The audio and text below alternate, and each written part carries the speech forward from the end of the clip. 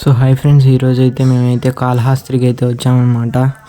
ఈరోజైతే మేము 2 గుళ్ళు తిరిగినాం. ఒకటి వచ్చేసి సుబ్రహ్మణ్య స్వామి గుడి తిరుపతి కాడ, ఇది వచ్చేసి కాళహస్తి అనమాట.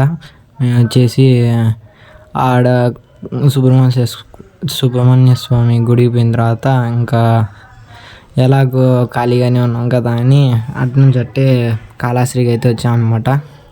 కాళహస్తికి వచ్చి మా అమ్మ అయితే పాలకోవా తీసుకోలేదు. కాళహస్తి కోవా మీకు తెలిసినదే కదా, చాలా ఫేమస్ కాళహస్తిలో. ఈడ అయితే దర్శనానికి అయితే వెళ్తున్నాం, మీకు తెలిసినదే కదా. దర్శనానికి వెళ్ళాలంటే కాళహస్తి అయితే మనకి నాట్ అలౌడ్ అనమాట. అందుకని బయట వరకే కెమెరా అయితే తీసుకుపోయినాము. సో చాలాసేపు అయితే పట్టింది, దర్శనం అయితే చాలా బాగుందన్నమాట. ఈరోజు అయితే మా లోపల అమ్మవారు బంగారు పట్టు చీరతో అయితే కట్టి ఉంచినారనమాట. లోపల చాలా బాగుందన్నమాట. లోపల చల్లగా ఉన్నింది, ఏసీ వేసినాడు, తెలిసినది కదా. అది చూసినారు కదా, శివుడు అనమాట.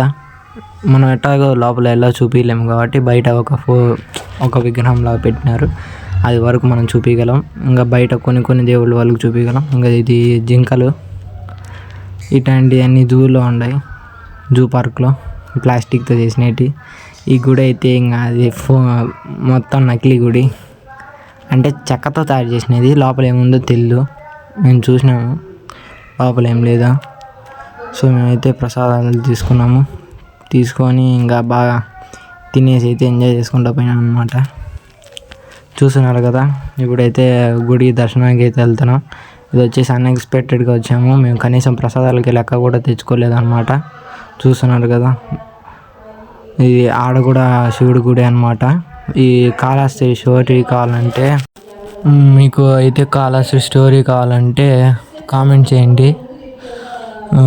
ఇదైతే కాళహస్తి స్టోరీ చాలామందికే తెలిసినది, అండ్ తెలియాలంటే కామెంట్ చేయండి. అప్పుడు సపరేట్ వీడియో తీసి పెడతాం.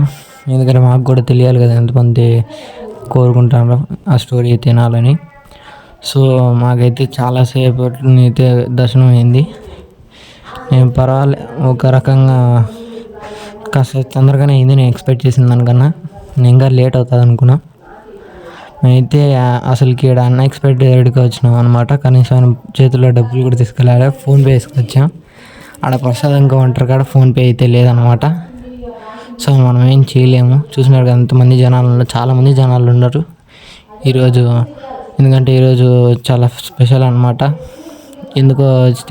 ఎందుకంటే నాకు కూడా తెలుసు, మనకి తెలిసేనే కదా చెప్పేది, తిరిగిపోతే ఏం చెప్తాం.